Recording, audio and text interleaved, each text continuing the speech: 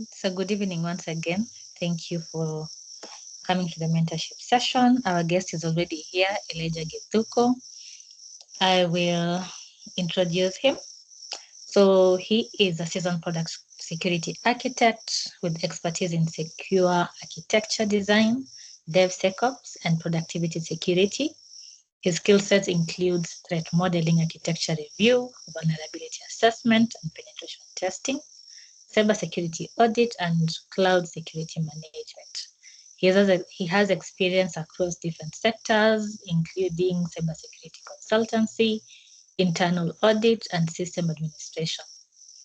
He's adept at implementing secure development practices and leading comprehensive security assessment in his commitment to safeguarding digital assets and enhancing security posture.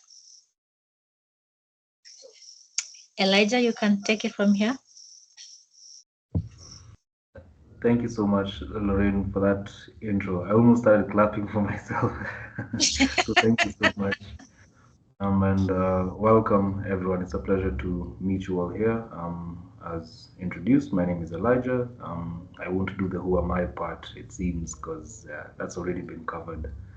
So today we'll be tackling quantum computing for cybersecurity. So kindly allow me to share my screen and we will begin.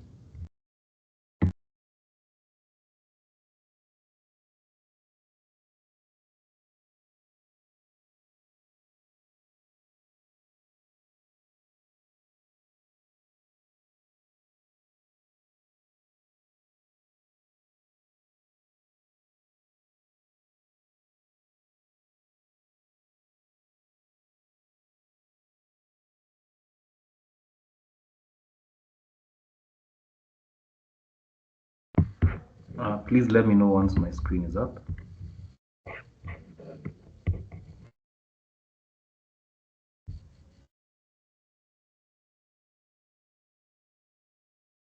Yes, Elijah, we can see it. Awesome, awesome. Other people can also react. Come again, Lorraine. Yeah, we're good. I've seen the thumbs up. Thank you, thank you. So, yeah, for today we'll be attempting to tackle this hard but very interesting topic called quantum computing. It has so many applications. However, I want to zero in on the cybersecurity applications of it. Just the tip of the iceberg, because this topic is very deep. It may need possibly 3 sessions to have you understand it end to end. So at first it may be a bit confusing, but if it's confusing, then it means it's sinking in, because that's the whole thing about quantum physics and quantum computing. So just to begin, what is this quantum thing we keep hearing about? I don't know whether some of you have been seeing a lot of news, a lot of headlines regarding, quantum computers, and then possibly merging with artificial intelligence, etc., etc. So when we talk about quantum computing, it's basically a field of study that leverages on the principles of quantum mechanics. That's in physics to just create a new fundamentally different way to process information in ways that the normal or classical computers cannot. So in this session, we'll try to provide a definition for quantum computing. We'll also explore some of its basic principles, and then I'll try to paint a picture that illustrates the differences between the classical and the quantum computers. So quantum computing is typically a form of computation that utilizes what we call quantum bits or qubits to perform calculations. So this is why I was saying it was fundamentally different, because the classical computers utilize bits, the zeros and ones, as the smallest unit of data. And I'll dive into how this small difference makes up for a lot of the differences in terms of performance and computing power. So before we dive into this, just a small disclaimer that don't dive in head first, because this is a rabbit hole, and this is what quantum computing does to a man. So So Max Planck was one of the fundamental, or the godfathers of quantum mechanics. In his years of study, that's how he ended up, because the topic is very heavy. So take it with like a light heart. A brief history of quantum computing. So I'll start off with the most famous thing that people know quantum mechanics for, and this is a thought experiment by a theoretical physicist called Erwin Schrödinger and his cat. So Schrödinger's cat is a thought experiment where he told people to imagine a cat being placed inside a completely sealed box. And in the box, we also place a bit of radioactive material and a Geiger counter that detects any radiation from the radioactive material. It is hooked to a vial of poison and a hammer that is released once the Geiger counter detects a radioactive atom.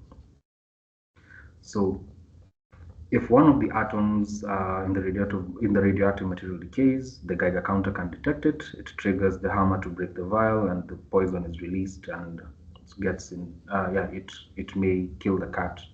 So this radioactivity process has a 50-50% chance of happening. So this is where the weird part comes in. By the virtue that the box is closed and the atom has a 50% chance of going radioactive, it means that the cat is either dead or alive up until you open the box. That's what common convention tells you. But in quantum mechanics, we deal with a thing called superposition of states, whereby the cat is both dead and alive at the same time, because by the transitive property of that, it means that the radioactive atom has been released and not released at the same time because of the 50-50% chance. So it's not only about the cat, it's just painting a picture of whether the radioactive material has decayed or not. So also on this, I just want to state that no cats were actually harmed in this hypothetical experiment or in the making of these slides. So allow me to just dive into those basic principles that I've just mentioned.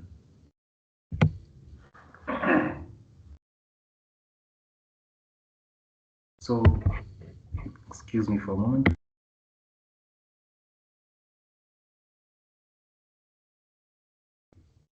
Yeah, sorry. So the three basic principles that we'll be tackling would be qubits, superposition, and entanglement. So I'll start off with the entanglement bit. So basically, entanglement is when two or more qubits are interconnected in a way that is very, Einstein called this spooky action at a distance. It's where one particle can affect another particle despite being a very large distance between them.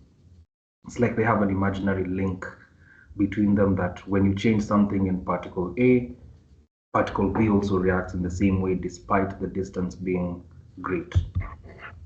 So it's one of the core fundamental principles for this. And yeah, so this is a phenomenon that allows the quantum computers to perform like complex calculations more efficiently because the qubits can share information instantaneously. Like there's no delay in relaying the information regardless of the distance.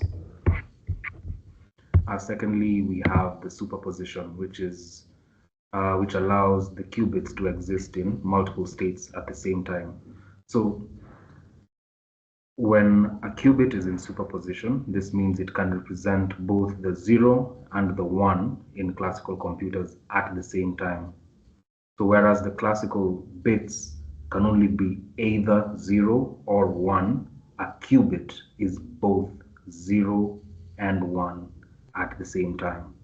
So once that state is achieved, that's what we call the superposition of the states.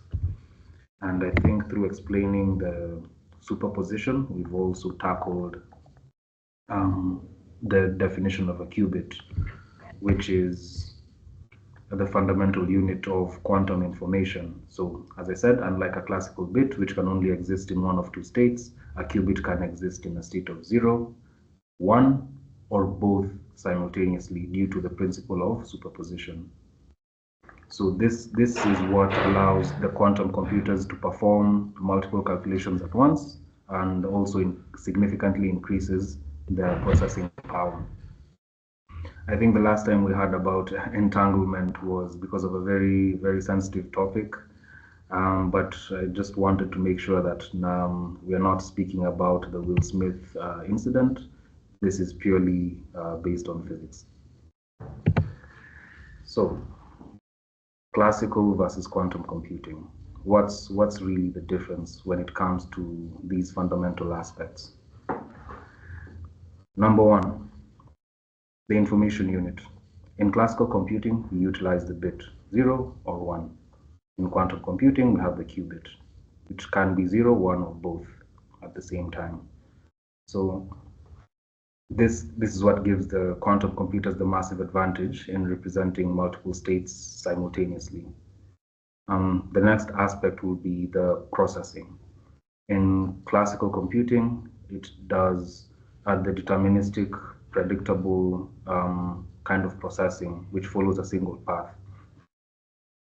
So in quantum processors, however, it is more probabilistic because you're really not sure what is going to happen. It's either 0, it's either 1, it's both. In which state will it fall in? So just like Schrodinger's cat, where you don't know whether the cat is dead or alive until you open the box and check.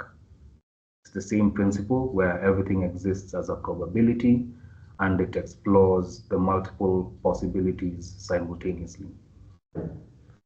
The third aspect is parallelism, where in classical systems, parallel processing is done through multi-threading or multi-processing. I believe most of us, or rather I hope most of us, have a slight background in computing, so multi-threading and multi-processing computes instantly in your brains when I mention it. So I think we all understand that the scale of this multi-threading and multi-processing is very limited. So when it comes to the quantum computers, however, they can evaluate exponential number of possibilities in parallel due to superposition and entanglement. So this is what theoretically speeds up the problem solving.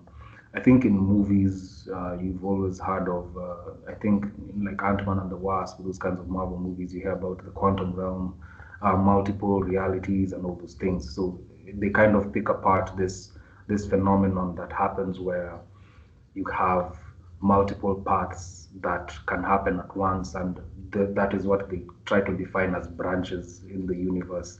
So there's one aspect of looking at it that way. Other times it's just a cloud of probability, and whatever you open the box to check is what you get. So there's literally two ways to look at it. However, the principle of superposition and entanglement is at play here, and it does significantly increase the speed and performance of these computers.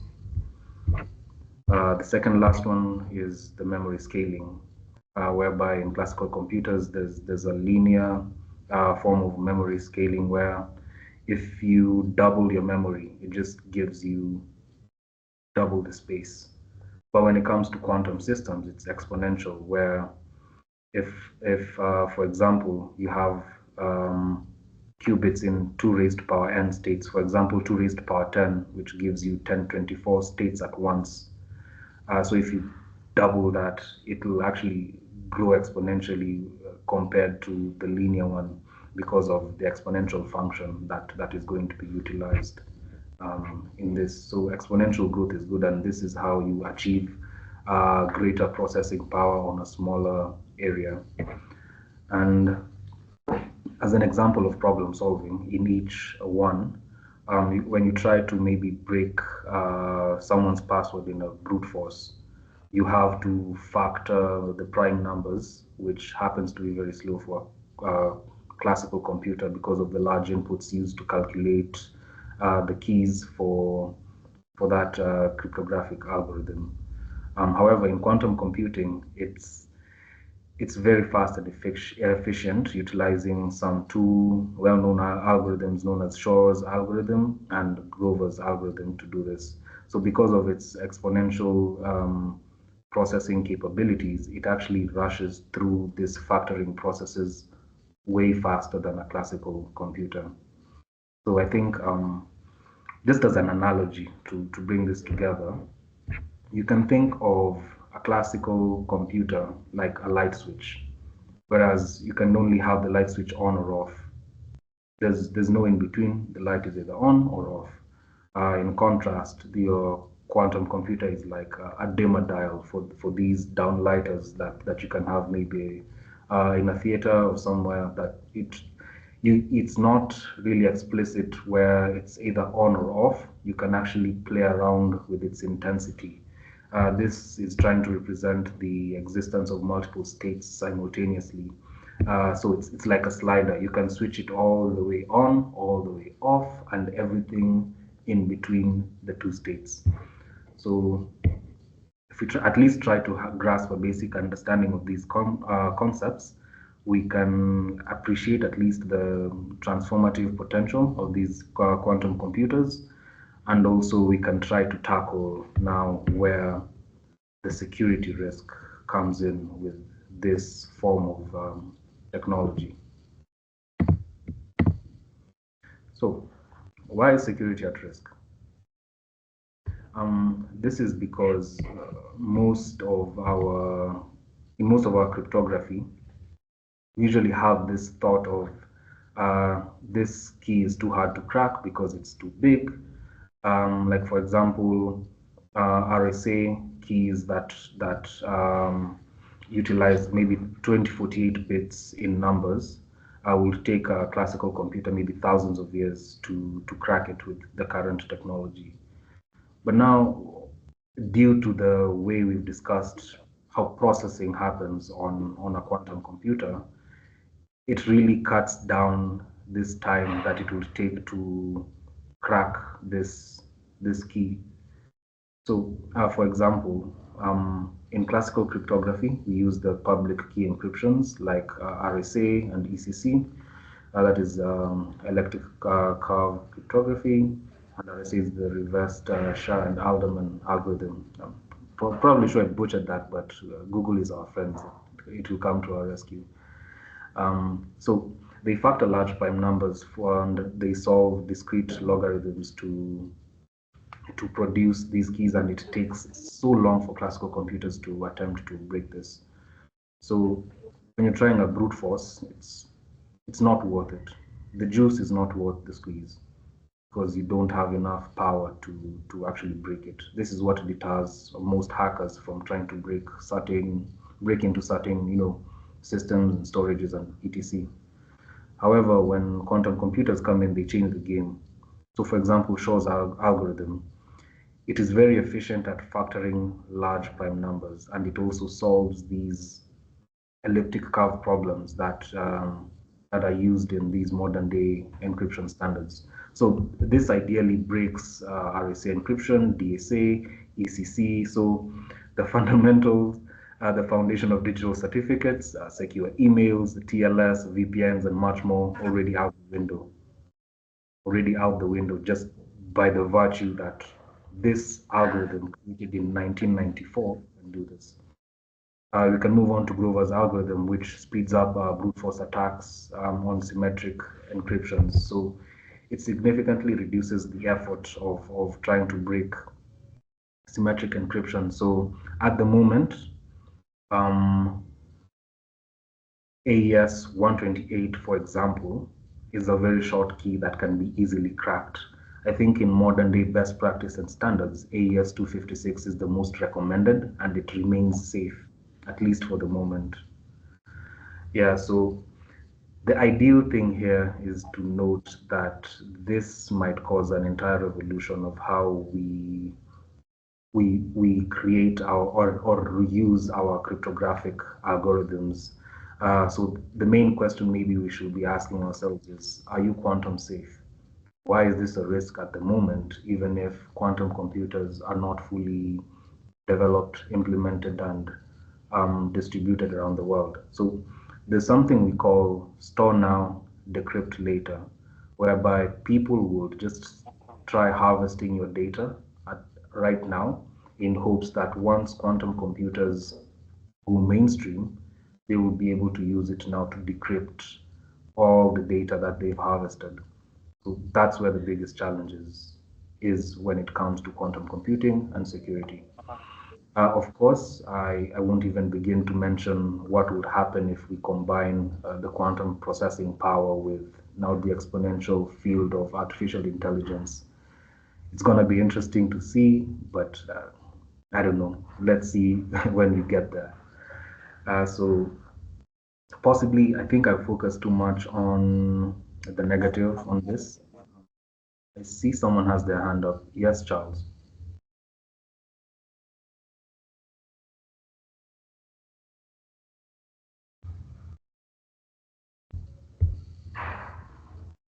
Charles, if you can hear me, you can go.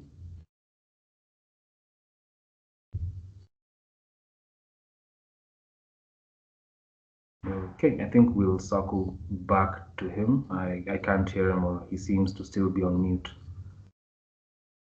Yeah, so I'll try to see if we can paint a positive picture on quantum computing.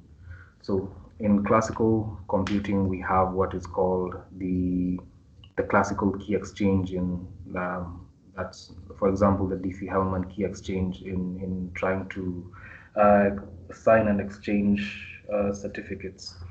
So in this example,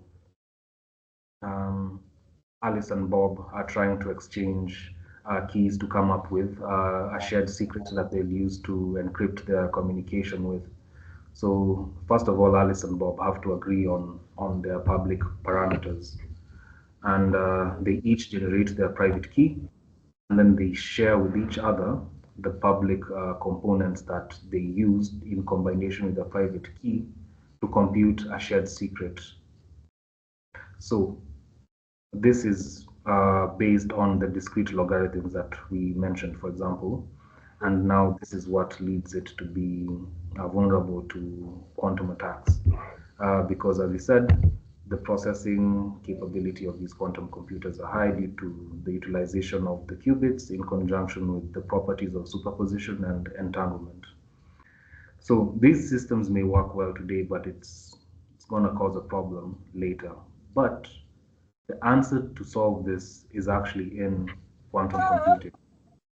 There's something we call quantum key distribution. For example, the BB84 algorithm. So this one is a bit tricky, but bear with me. I'll try to carry you through this section. So in QKD, or like that's the short form for quantum key distribution. So in QKD, Alice sends some quantum particles. This can be photons of light to Bob. So as she's sending them, she just randomly polarizes them. By polarization, I mean forcing the light to go in a certain direction. So for those of you who have privacy protectors on your phone screens, you can confirm that if you tilt your phone to a certain angle, you can't see the screen. That's because the privacy protector is actually a polarizer. So it limits the degree at which light can travel in terms of its direction. So such a polarizer is what Alice uses. She uses multiple random polarizers as she sends qubits to Bob. So when Bob is receiving these qubits, he also randomly measures them with another set of polarizers. So we can call these polarizers the bases or the gates. So once Bob does this, he gets a pattern of photons that may not be 100% because he does not know what polarizer Alice used. So he just collects all the information he can that Alice has sent, but then on a different channel, Alice and Bob will now see which photons got received correctly. And they don't do this by comparing the photons. They do this by comparing the bases, the gates. Which polarizer did you use for photon 1, for photon 2, 3, let's say up to 100? Once they find out the sequence in which they use the same polarizers, then they agree that that will be their shared secret. So for this one, it easily cuts out any possibility of eavesdropping that may occur in the classical key exchange, where you still share your secret over a channel that is susceptible to eavesdropping. So what's powerful in the quantum key distribution is that if an attacker tries to observe these qubits as Alice is sending them to Bob, it will actually be easily detected, because the eavesdropper will have to use their own polarizers, and once the photons exit the other end of that polarizer, it may be something completely different, and Bob will not be able to actually have the prior information that was there. However, he may still be able to map out certain photons once he speaks to Alice. So the shortfall for the eavesdropper is they can't compare their gates with Alice to know what the shared secret is. So I tried to look for a short visualization for this. And so in classical computing, Alice has a private key, Bob has his private key, and then they share each other's public key in green. They combine the keys to create a shared secret between Alice and Bob for the communication. In QKD, as described, Alice utilizes some polarizers as she's sending photons to Bob. Bob is reading this information using random polarizers as well. So you can see that the key bits up there are what Alice is sending. And then the category labeled as photons are the direction in which the polarizers are facing. And the squares below that are the bases being used, and it shows the transitive property of what would happen if these are the gates that Bob is using. So if Alice sent a 1, passed it through a polarizer, and that first base that is there, like that looks like a cross, ends up changing the first key bit from a 1 to a 0. Therefore, it's a miss, and it's not what Alice had sent. So later when they compare, they'll be able to tell this was a miss. However, on the second one, it was still a 1. The photon was polarized in the 90-degree plane. It's the same base that Bob used. Therefore, the final result will be a 1. And once they compare these two answers, they can tell, so for photon 2, this gate was accurate. They'll pick it as part of the key. So you can go out throughout the key bits comparing what the polarization of the photons was like and the base that Bob used. And you'll realize once the results match, that is what both of them will agree to use as their shared secret. So without this, without Alice, an eavesdropper will not be able to tell. So that's one of the important key components of this. So a question maybe that you can ask yourself is, what can we do about this now? How can we get ready for this quantum era that is looming? How can you ensure you are quantum safe? So at the moment, we have NIST that are trying to come up with a standard for quantum resistant cryptography, or as they call it, post-quantum cryptography. So the goal here is basically to build encryption that resists attacks from both classical and quantum computers. So this is essentially trying to create math problems that the quantum computers can't easily solve. So these are like lattice problems, hash functions, etc., like very complex things that require heavy processing and modeling capabilities. So the NIST post-quantum cryptography project is ongoing, but they have shortlisted 4 algorithms that they feel like will be the finalists that would replace the very famous RSA and ECC standards to secure systems. So some of these shortlisted algorithms will be like the Crystal Skyber for key exchange, replacing RSA and ECC. There's crystals dilithium, which is going to be utilized for digital signatures, replacing ECC as well. And then we have other shortlisted ones like Falcon, Sphinx, Bike, and the classic. Oh, let me not butcher that name. I'll let you read that one for yourselves. Also, we have the hybrid cryptography systems, which combines classical and quantum safe algorithms during the transition, and also it ensures backwards compatibility while strengthening future-proof security. This is meant to be my last slide because I feel like this topic might be too heavy, a lot of new information, a lot of overload. And as I said, as when we were starting, it's okay not to understand quantum physics. That's how you know you're getting it. Once you understand it, it means you don't really get it. It's supposed to be tricky and to jumpstart your brain because it has so much weirdness, some things that go counterintuitive to how you expect the real world to work. However, I'd like to open the floor for any questions. I think Charles had his hand up at some point, but I couldn't hear him. But I am open to any questions to anyone and everyone so that we can figure out how we can discuss this topic and, yeah, explore the wonderful world of quantum computing together.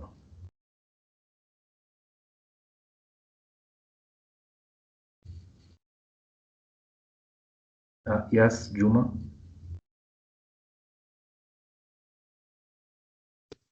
Hi, good evening. Good evening. So will you please go back to the slide whereby you're explaining about the polarization? You mean this slide?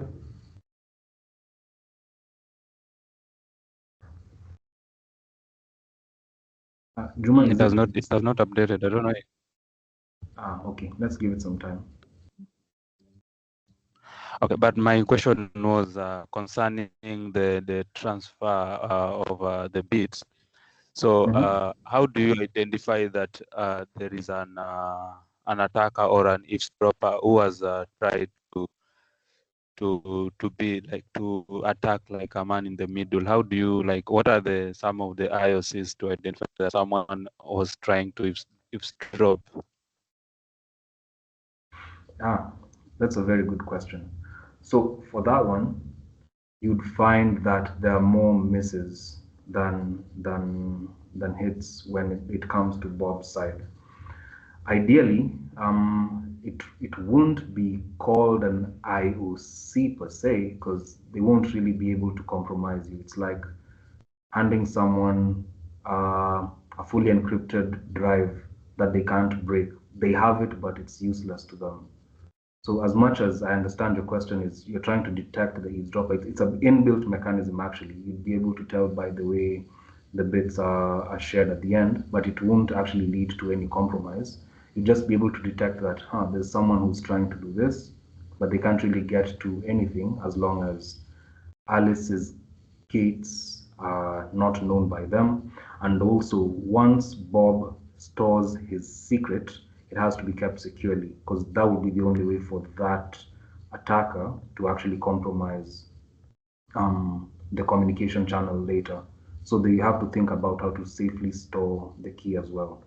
I don't know whether that answers you, Juma.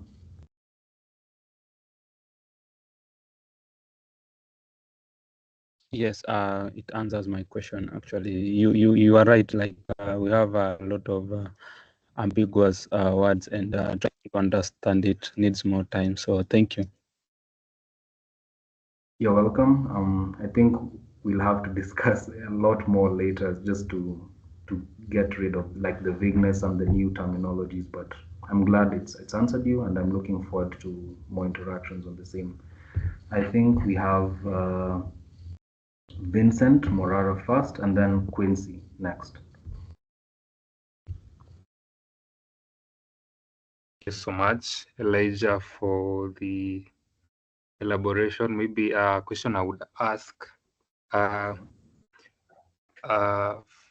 first question is is quantum computing overhyped? That's one question. The other thing is, will there be any viable application of quantum computing outside of it being used to break the current encryption standards that we have. Are there any other commercial applications of quantum computing that, say, we can use them to replace classical computers outside of breaking something as the current encryption standards that we have, and maybe outside of simulations? Are there any other things that we can use quantum computing for? Because as you've told us, it relies on probability to perform the parallel computing.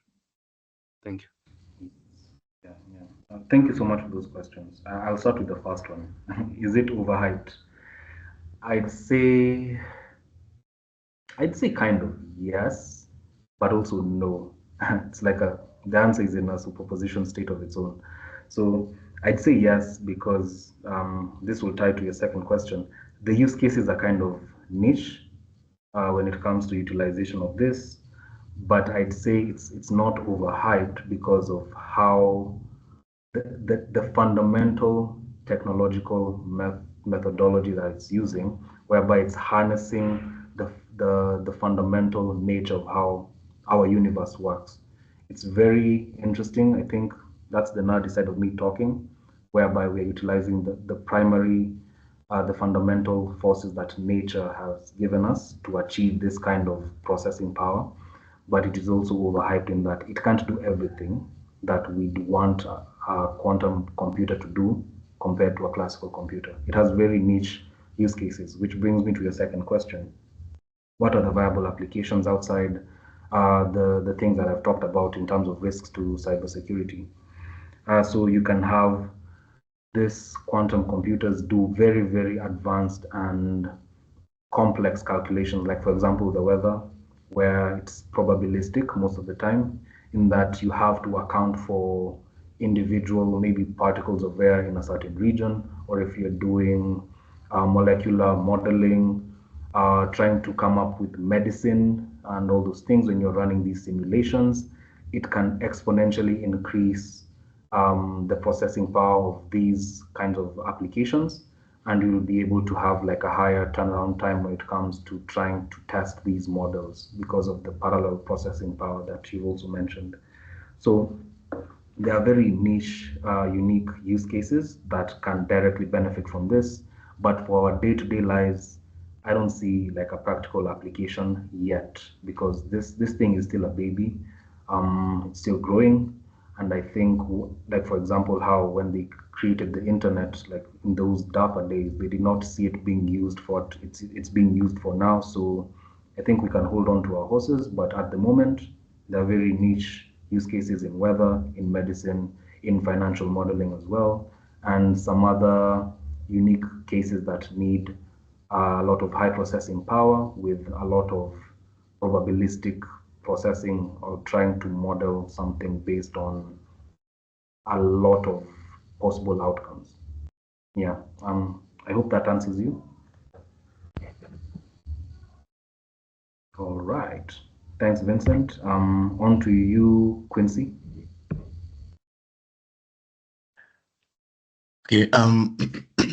Thank you very much for the insightful lecture about quantum computing.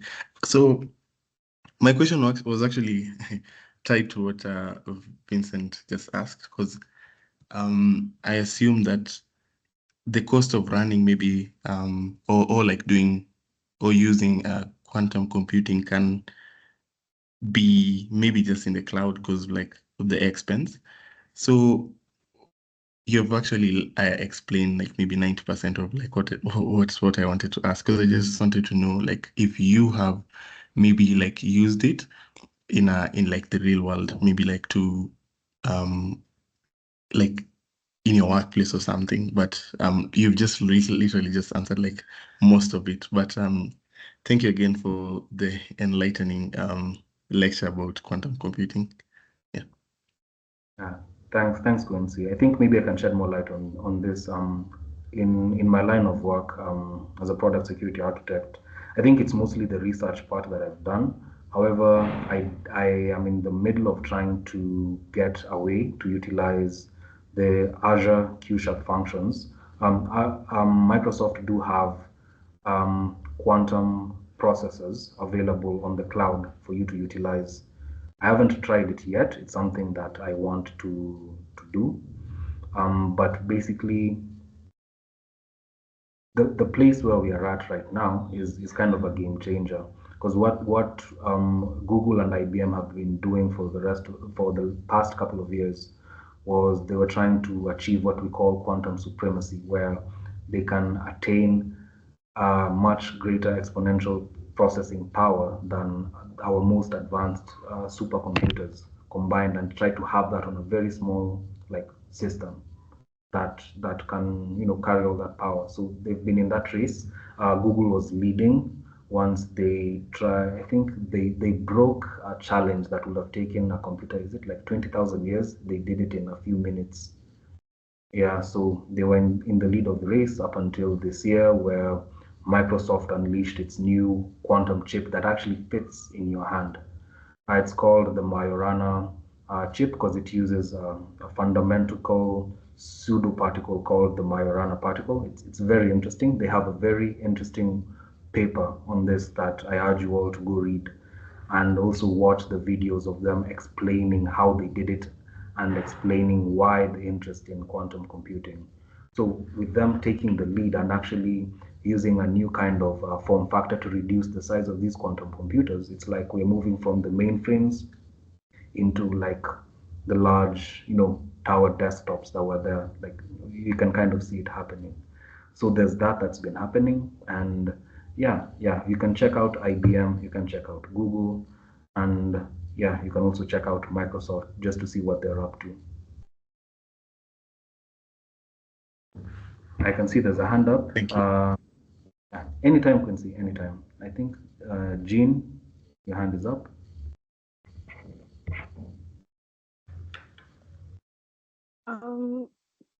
Justin, good evening to you. My question is entirely on current affairs in relation to what happened with the cryptocurrency scam CBEX. How could quantum computing have come in handy in regards to identifying these fakes, and maybe when ensuring the security of both the users and any other person involved in CBEX? That's actually a very good question. So for this one, I'd say enhancing communication security would be one thing that it would be very useful for. And I think as time progresses, maybe they'd be able to create more advanced encryption algorithms that will make that kind of a breach or an attack on any financial system kind of difficult to do, because the blockchain at the moment, like what they use for the cryptos, are largely secure based on how they do it, but there are a few lapses in security here and there. So I feel like I don't know, I don't have like an exact answer to tell you there's this use case or there's this algorithm that can do this and that, because all of this is still in development. But primarily based on the principles that we've discussed when it comes to key exchange and also post-quantum cryptography, I feel like those would be used to enhance, our key exchange, our digital signatures, and all those kinds of things that would inherently secure all these systems that we are discussing. And yeah, just if we do it now, we'll future-proof, and if we do it later, we'll of course have more enhancements. So it's a space to watch actually. So I hadn't thought about the crypto side and all those things. So that's a good catch, and I think it's something you can keenly follow up on to see if there'd be any interesting developments. So still on that, I know when it comes to detections and everything to do with AI, there had to be machine learning at some point.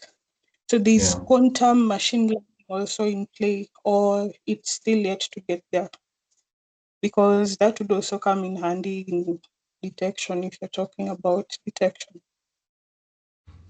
So by quantum machine learning, do you mean combining, the current AI and riding on top of the processing power of quantum computers, or? I mean, you talked about the entire backbone of quantum being the basic unit of information being bits. So maybe understanding the language in bits and whatever quantum is all about. Yeah, so that's what I'm talking about. Okay. The fundamental information unit. So for this, I don't, if I understood your question correctly, then there won't be any kind of like learning quantum needs to do based on like its fundamental properties, because these are properties that are exist by themselves in nature. Um, in a lit room, you receive photons. You just see them as light, but when you do a deep dive into what we call particle physics, and I think it's called, there's this quantum field, there's something we call like field, I've forgotten the real name, but it deals with fields. Like, for example, for light, there's the electromagnetic field. For things like gravity, there's the gravitational field. So it utilizes the things that are already existing. It's just us learning to play around with these phenomena that led to us, the discovery of, oh, we can actually process these things faster if we leverage on like these properties of superposition, entanglement, rather than just looking at things as black and white and not the shades of gray in between. So, Jean, I don't know whether that answers you sufficiently. Yeah, we're getting there. I think, as I said, the topic is very heavy. There's a lot to cover before the quantum stuff started, as well as where we're going to head. It combines a lot of things from a lot of fields in physics, so it will take a while to walk through everything, but we will get there eventually.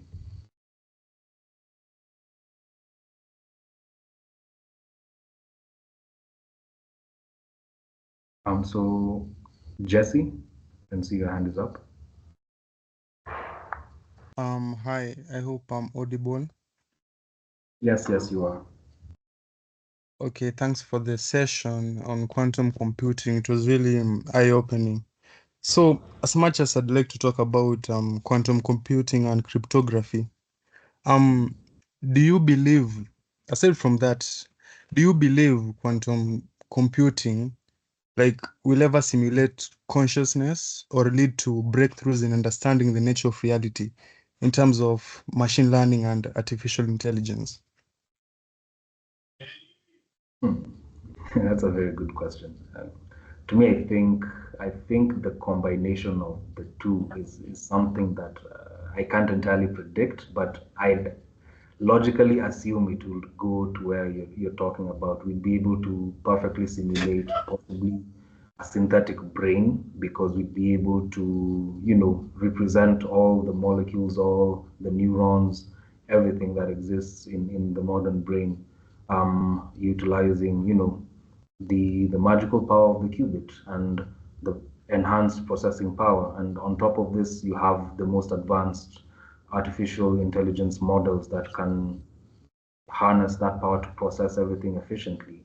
Because I think at the moment, the GPUs that we have kind of a cap in terms of their processing capabilities. So if we move from the classical side with AI and jump straight into quantum computing, it would be like moving from, the ancient Rome, where we have like the horse-drawn carriages and all those things, straight into, a Formula One Grand Prix track with like the fastest cars on the planet already, and yeah, it's gonna be an interesting take. So I guess we have to buckle up and see. But let me reiterate, reflect the question back to you. Do you feel like that's where we'd be going if we combine the two fields?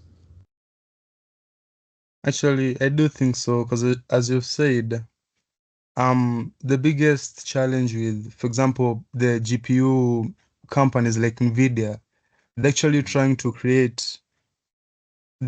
delve into quantum computing so they can harness the power and, to get the best out of AI, because currently the models, the LLMs that we have are really inefficient in terms of the way they run, because of the technology we have right now is really, it's really like back in the Stone Age. It can't handle it. Yeah, thank you. I share the same sentiment, and thanks for that answer as well. I was curious to see what you'd say there. Yeah, that's awesome. Awesome stuff, Jesse. Thanks. Okay, and a follow-up question back to cryptography. Mm-hmm. Okay, since there are standards that are being put in place to prevent people using quantum computing for maybe the wrong reasons, like trying to hack cryptographic keys, what are the chances that post-quantum cryptographic algorithms considered safe today will break under future quantum algorithms we haven't discovered yet? Yeah, that's a very huge possibility. It's actually, I think, part of the evolution of any kind of algorithm in security. I think you know how it started with things like MD5 used to be the thing, and then now it got broken. Like you can find so many issues with it. I think you can create a lot of like hashing collisions when you're utilizing like an MD5 hash function, and then people moved away from it.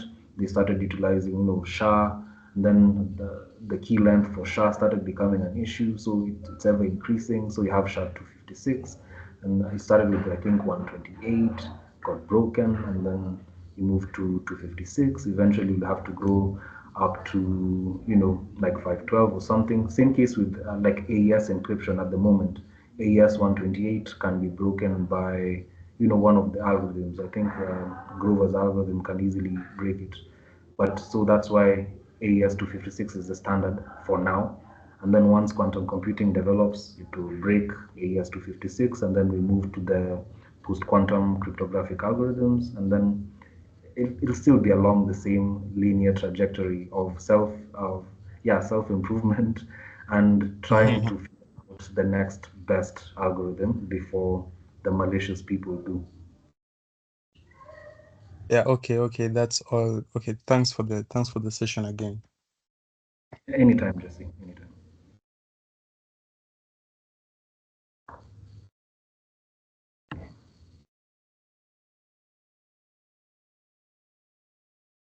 I'm still open to take any more questions. Can't see anyone's hand up. Oh, I have Juma. Okay, hello once again. So my question is, do you think maybe do we have maybe in Kenya a company or maybe a team of people who are doing some of the research about quantum computing, and if they are doing it, are they collaborating with the outside companies, or are they doing it that is maybe a private research? And what about the market now? Will it affect the market, or how is it going to like the face of it after the breakthrough of the quantum computing? So on the first part, I think there's someone who mentioned to me while I was trying to get materials for this presentation. Someone who mentioned to me that there may be a group of Kenyans who are trying to like put their foot in the door when it comes to quantum computing. So I may have to do a follow-up on that and get back to you, but they mentioned that there may be a group out there that's doing that. I don't know whether they're collaborating externally or purely internally, but I would hope it's externally because that will give a lot more opportunities. And in terms of like the growth in the industry, there would I think there will be a need for a shift in terms of maybe your skill set, because the way AI came around, most people are now diving deep into data science in hopes of ending up working directly with AI because it's the next hottest thing. So I think for quantum computing, there will be an interest in terms of researchers for development, as well as I think engineers who can implement the proper algorithms. There will also be a need for architects who understand the implication and utilizations of these algorithms to design and build secured systems by default. And also you'd need to have people who can do audits in this field, and you need people who can do technical assurance just for understanding and testing these controls in the workplace, and also to give maybe your clients and customers assurance that what we're using is actually safe.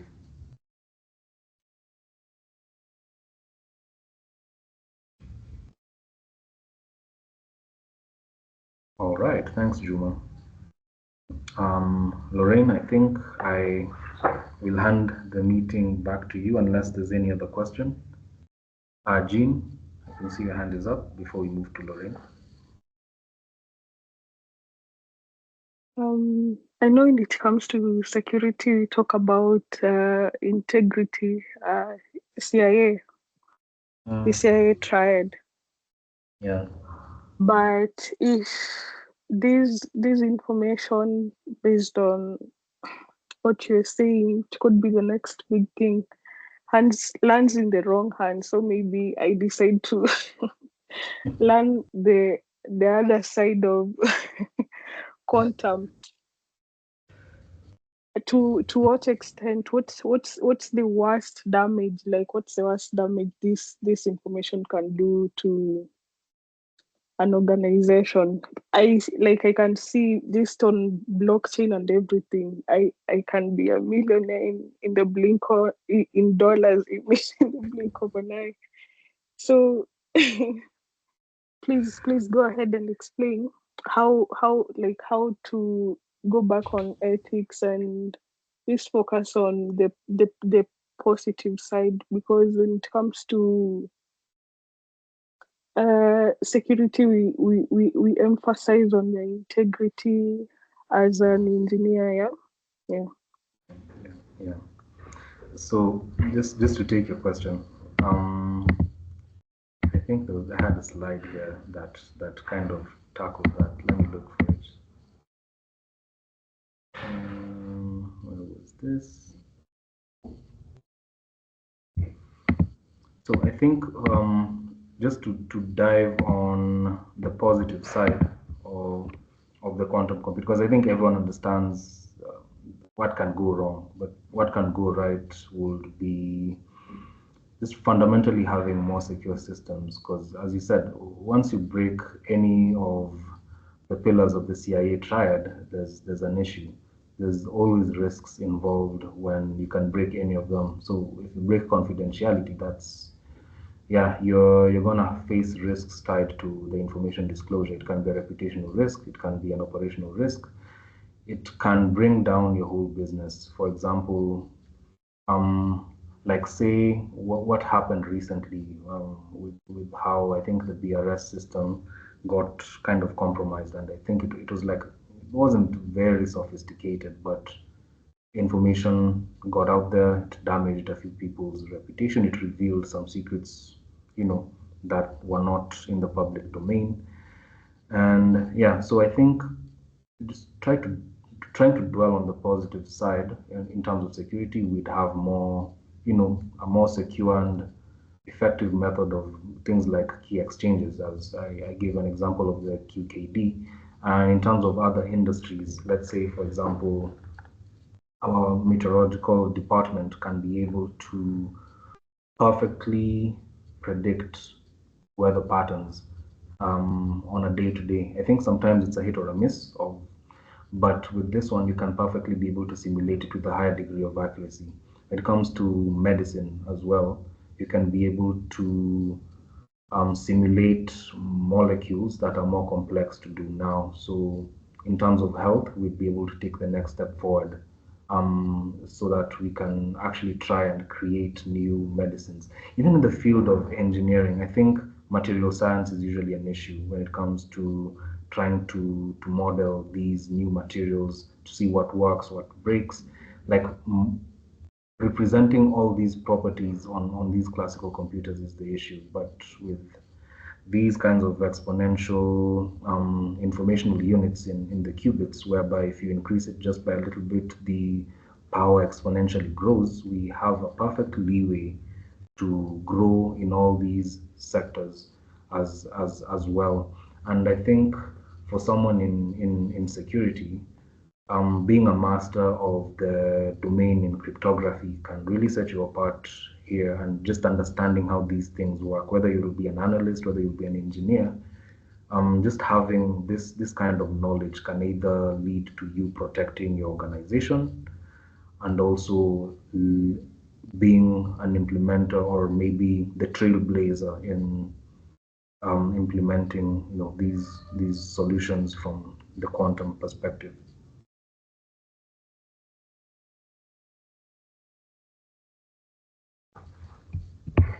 Jean, are you sufficiently answered? Yes, thank you. Awesome. There's Clive, and then Emmanuel. There's Clive, and then Liz, and then Emmanuel. Yeah. Okay. Good evening. Good evening. So, I've noticed that your take on quantum computing on cybersecurity has been predominantly on the cryptographic part, but you understand cybersecurity may be wider, like things like identity management, threat landscape that nowadays evolving at a very fast rate, and even forensics. Are there even concepts on quantum computing on these other fields that, considering I've seen you talked about quantum safe cryptography like the BB84 I'm seeing right now. So I just wanted to know if those other fields are also, there are concepts about them, or it's only fixed on cryptographic part. Yeah, I think there may be an application for each section, but these are the ones that have been proven and tested so far in the real world. So, for example, you can say the property of the superposition, whereby when you try to measure or view something, you fundamentally force the superposition to collapse into one state and not the cloud of probability it is. You can actually use that as a trigger to detect whether someone has messed or tried to measure something in your system.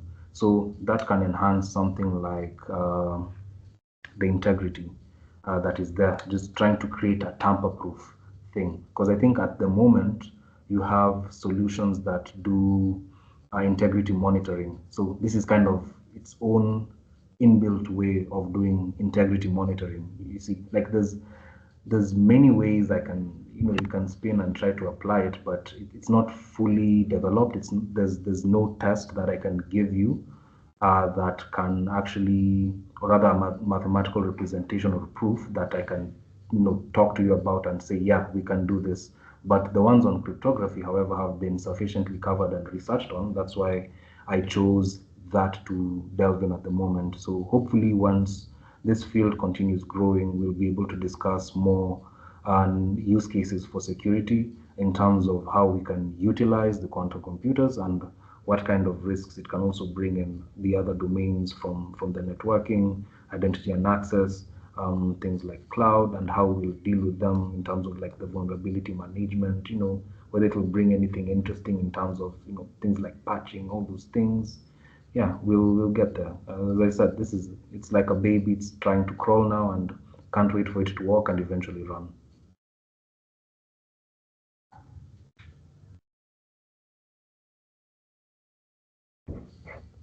Clive, does that answer you sufficiently? Yeah. I think that is sufficient. All right, awesome. Thanks for your question. So Liz, and then hopefully Emmanuel will be the last one I'll take in the interest of time. Okay, hi everyone. So thank you, Elijah, for the wonderful session. Just laughing here on my own. Those worried, extremely worried about the security bit. That's why we are here to learn about many things. And I think with the combination of AI and more sophisticated quantum algorithms, they also the bit of solving problem in the quantum computing and especially in cybersecurity will improve. So I think what people need to do is learn and expand their knowledge, on all these things, so that when it comes to that time, they're at the center of, solving part of those problems. I believe no matter how much technology improves, how much we automate, how much quantum computing, AI, and robotics, advance, a human must be at the center of it all. Because even us as humans, it's the way we think differently. Even if all of us here in this session we are given different problems, we'll solve it or look at it differently due to our environment, how our life experiences, due to all those things. So we'll cross that bridge there. We'll not get stuck. I believe there'll be so many solutions, to the problems we will have unlocked. Yeah, that's it. Yeah, thank you for that, Liz. And I agree. I think strike while the iron is hot, or rather, as it's getting hotter, just ensure your hammer is ready. So, as you said, read.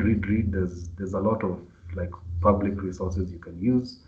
There's like a lot of things you can dive into and just find which area fascinates you. It's very wide. So just take it a step at a time. If it doesn't make sense the first time, it's okay.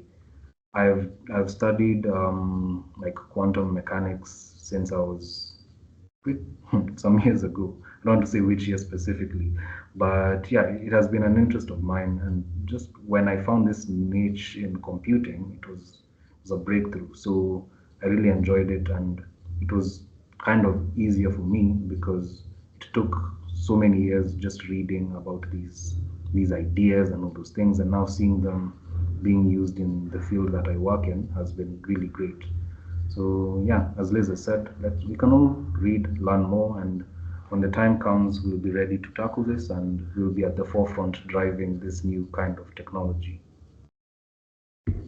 So Emmanuel, you can go.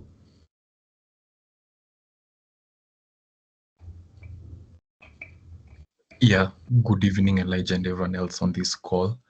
Now, first of all, that was an amazing and insightful session. Now, my question is, now that we've understood the positives of quantum computing, what it is and how it can help us, how would you advise now the people here who would want to go deeper into it, who would want to integrate it into their cybersecurity workflow, such that they can now adopt it or rather learn more about it, as well as other developments like AI. So in short, if let's say you are in this position now, you want to start and go deeper into it and integrate it into your workflow, how would you go about it? So yeah, maybe you could sum it all up in a way that people can easily adopt. Okay, so thanks for that question. I think it's very relevant for the audience. So the way I do it is just try to understand the history and how this entire field of quantum mechanics came to be, because it borrows from so many concepts. And now I don't know whether this is gonna turn off some people, but it's heavily reliant on physics. So you'd have to understand a small concept in things like thermodynamics, when it comes to like black body radiation, and you'd have to move into something a bit easier that we all tackled maybe in high school, re-understanding what a quanta of energy is in physics, why the name. It would lead you to like the a field like the photoelectric effect that Einstein came up with, because it utilizes that fundamental property. And then you can dive into things like, waves and the dual nature of particles, how they say a photon is both a particle and a wave. It can help you greatly understand what things like superposition are. So once you have those small bits of information from the physics side, you can dive into some learning paths. I think IBM have a free learning path for quantum computing. It's a lot of math, by the way. There's a lot of math involved. So IBM have a path on this. I think I also saw Microsoft released a learning path for this as well that we can try and take advantage of for this. There's also like lots of resources on things like YouTube, Udemy, that maybe can try and explain these complex ideas from the physics side, because I think based on how I've interacted with most people, that's what they feel is the most challenging part, the physics side of it.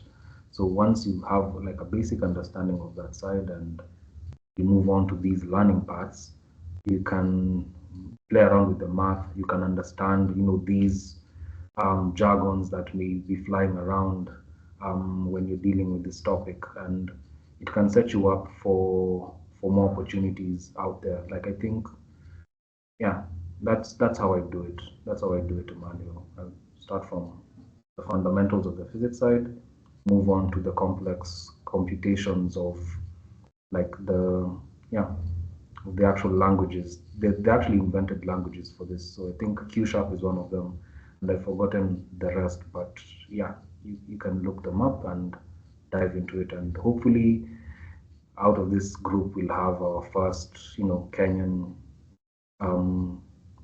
engineers who exclusively deal with quantum computing, and that would make me really happy to see.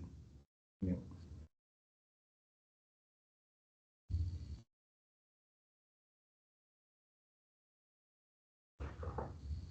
So guys, thank you so much for your time. I'd like to hand it back to Lorraine to tell us the next steps.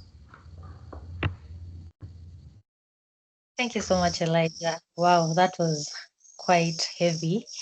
I remember watching this comedy. I don't know if you've watched it, for quantum physics. What's the This is a name? Big Bang Theory.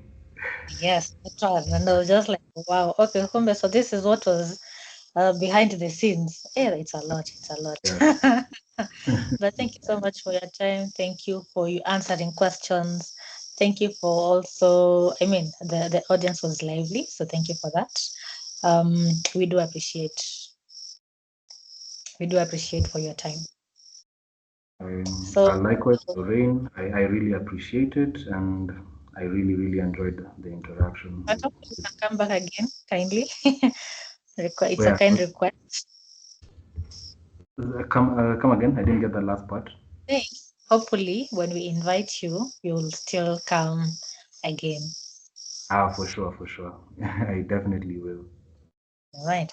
Okay, so class, we will end it here. I just want to wish you happy. It's a long weekend. Happy weekend. Good night.